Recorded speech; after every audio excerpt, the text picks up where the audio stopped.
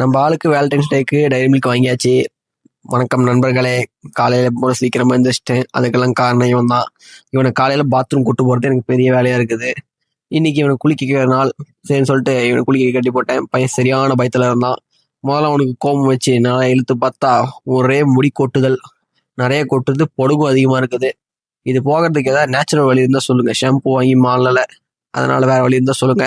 இன்னைக்கு இவனு தண்ணி காட்டலாம் பார்த்தா இவன் எனக்கு தண்ணி காமிச்சிட்டான். ஒரு இடத்துல நிக்கவே இல்லை.